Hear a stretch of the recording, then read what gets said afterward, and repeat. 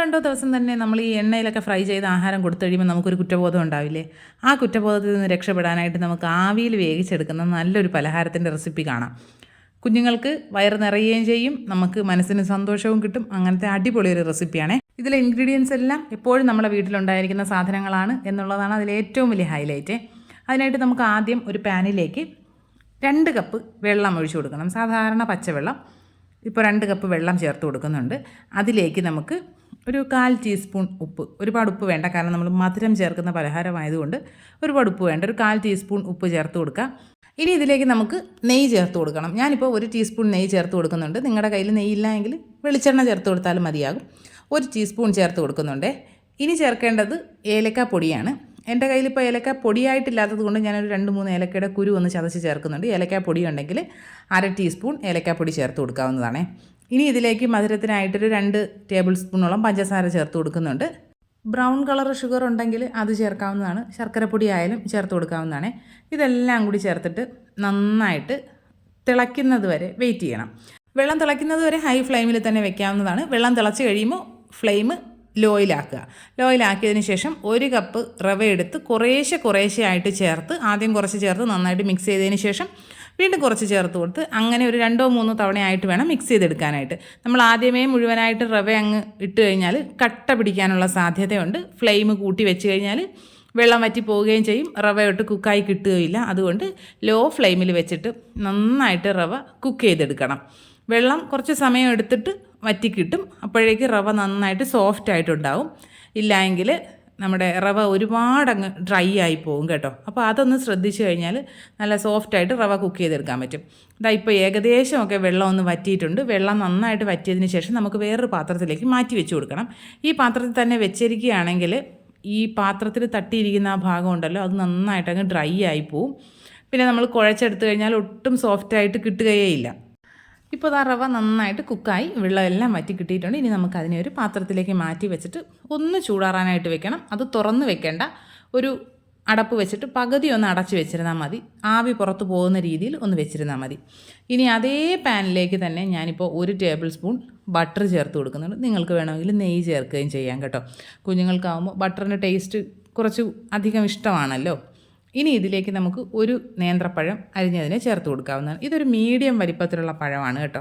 അത് ഒരുപാടങ്ങ് പഴുത്ത പഴം എടുക്കാതിരിക്കാൻ ശ്രദ്ധിക്കുക. എന്നാൽ അത്യാവശ്യം പഴുത്തിട്ടുണ്ടായിരിക്കണം. ആ ഒരു കറ ടേസ്റ്റ് വരാത്ത പഴം ഉണ്ടല്ലോ, അതായിരിക്കണേ. അതിൻ്റേതായ ഇതുപോലെ മുറിച്ച് പാനിലേക്ക് ഇട്ട് കൊടുത്തിട്ട് നന്നായിട്ടൊന്ന് മിക്സ് ചെയ്തെടുക്കുക. ഈ പഴത്തിൻ്റെ കളർ നല്ലൊരു കളറായി വരുമല്ലോ, കുറച്ചുകൂടി നല്ലൊരു മഞ്ഞ കളറായി വരുന്നത് വരെ ഒന്ന് മിക്സ് ചെയ്ത് കൊടുക്കുക. ഒരുപാട് ഉടച്ചെടുക്കുകയൊന്നും ചെയ്യരുത്. ഈ ഒരു പരുവത്തിൽ തന്നെ ഇരുന്നോട്ടെ. ഇനി നമുക്കിതിലേക്ക് കുറച്ച് തേങ്ങ ചേർത്ത് കൊടുക്കാവുന്നതാണ്, നിങ്ങളുടെ ഇഷ്ടത്തിനനുസരിച്ച്. ചിലർക്ക് നന്നായിട്ട് തേങ്ങയുള്ളത് ഇഷ്ടമായിരിക്കും. ഞാനിപ്പോൾ ഒരു 1/2 കപ്പ് തേങ്ങ ചേർത്ത് കൊടുക്കുന്നുണ്ട്. 1/2 കപ്പ് ഫ്രഷ് ആയിട്ടുള്ള തേങ്ങയാണ് ചേർക്കുന്നത്. ഫ്രഷ് തേങ്ങ ഇല്ലെങ്കിൽ ഡെസിക്കേറ്റഡ് കോക്കനട്ട് ചേർത്താലും മതിയാകും. തേങ്ങ കൂടെ ചേർത്തിട്ട് നന്നായിട്ട് ഒന്ന് റോസ്റ്റ് ചെയ്തെടുക്കുക. ആ തേങ്ങയുടെ ആ ഒരു പച്ച മണമൊക്കെ ഒന്ന് മാറുന്നത് വരെ നന്നായിട്ട് മിക്സ് ചെയ്യുക. ഈ തേങ്ങ ഇങ്ങനെ ബട്ടറിൽ മുരിയുമ്പോൾ ഉണ്ടല്ലോ, ഭയങ്കര ഒരു മണം വരും. ഇനി നമുക്കിതിലേക്ക് കുറച്ച് ഏലക്കാപ്പൊടി ചേർത്ത് കൊടുക്കാവുന്നതാണ്.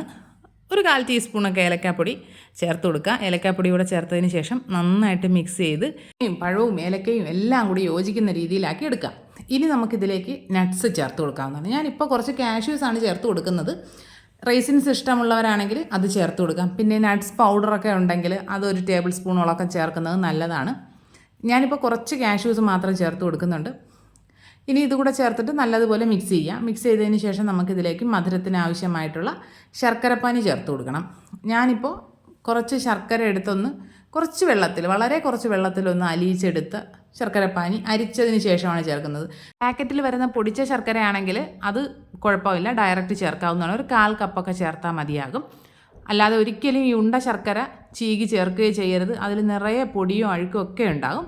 ഇല്ല എങ്കിൽ നിങ്ങൾക്ക് പഞ്ചസാര ചേർക്കാൻ ഇഷ്ടമാണെങ്കിൽ പഞ്ചസാര ചേർത്താൽ മതി. ഞാനിപ്പോൾ ഒരു 1/4 കപ്പ് ശർക്കരപ്പാനി എടുത്തിട്ടുണ്ട്. അത് കുറേശ്ശെ ചേർത്തിട്ടാണ് നോക്കുന്നത് കേട്ടോ. ആദ്യം ഈ 1/4 കപ്പിൻ്റെ പകുതി ഒന്ന് ചേർത്ത് കൊടുക്കുന്നുണ്ട്. അത് ചേർത്ത് നന്നായിട്ട് മിക്സ് ചെയ്തതിന് ശേഷം ആ മധുരം എത്രത്തോളം ഉണ്ട് എന്ന് നോക്കുന്നുണ്ട്. മധുരം കുറവാണ് എങ്കിൽ നമുക്ക് ബാക്കിയൂടെ ചേർക്കാവുന്നതാണ്. മധുരമൊക്കെ കഴിക്കുന്നവരുടെ ഇഷ്ടത്തിനനുസരിച്ചാണല്ലോ. ചിലർക്ക് നല്ല മധുരത്തിൽ കഴിക്കാനായിരിക്കും ഇഷ്ടം, ചിലർക്ക് മധുരം വളരെ കുറച്ച് മതിയാവും. അപ്പോൾ അതൊക്കെ നിങ്ങളുടെ ഇഷ്ടത്തിനനുസരിച്ച് ചേർത്തെടുക്കാവുന്നതാണ്. ശർക്കരപ്പാനിയോടെ ചേർത്തിട്ട് നന്നായിട്ട് മിക്സ് ചെയ്യുക. ഈ ശർക്കരപ്പാനി നന്നായിട്ട് വറ്റി വരണം. തേങ്ങയും പഴവും ഒക്കെ നന്നായിട്ട് അതിൽ ഈ ശർക്കരപ്പാനിയിൽ കിടന്ന് വിളഞ്ഞു വരണം. അതാണ് അവസ്ഥ. നന്നായിട്ട് പാനിയൊക്കെ വറ്റി വരുമ്പോൾ നമുക്ക് ഫ്ലെയിം ഓഫ് ചെയ്തിട്ട് ഇതും ചൂടാറാനായിട്ട് മാറ്റി വയ്ക്കാവുന്നതാണ്. ശർക്കരപ്പാനി ഒഴിച്ചതിന് ശേഷം ഫ്ലെയിം നമ്മൾ ലോയിലാക്കി വെക്കണം, ഇല്ലെങ്കിൽ പെട്ടെന്ന് അടുക്കി പിടിക്കാനുള്ള സാധ്യതയുണ്ട്. ഇപ്പോൾ ശർക്കരപ്പാനിയൊക്കെ വറ്റി റെഡിയായി വന്നിട്ടുണ്ട്. ഇനി അതിന് നമുക്ക് മാറ്റി വയ്ക്കാം. അപ്പോഴേക്കും നമ്മൾ നേരത്തെ ചൂടാറാനായിട്ട് വെച്ചിരുന്ന റവയുടെ കൂട്ടുണ്ടല്ലോ, അത്യാവശ്യം നന്നായിട്ട് ചൂടാറി കിട്ടിയിട്ടുണ്ട്. ഇനി അതിനെ നമുക്കൊന്ന് ജസ്റ്റ് ഒന്ന് കൈ വെച്ചിട്ട് കുഴച്ച് ഒരു ബോളാക്കി എടുക്കാം. അത്രേ വേണ്ടുള്ളൂ. ഒരുപാട് സമയം കുഴച്ച് സോഫ്റ്റാക്കി എടുക്കേണ്ട കാര്യമൊന്നുമില്ല. എല്ലാം കൂടി നന്നായിട്ടൊന്ന് കുഴച്ചൊന്ന് ഉരുട്ടിയെടുക്കുക.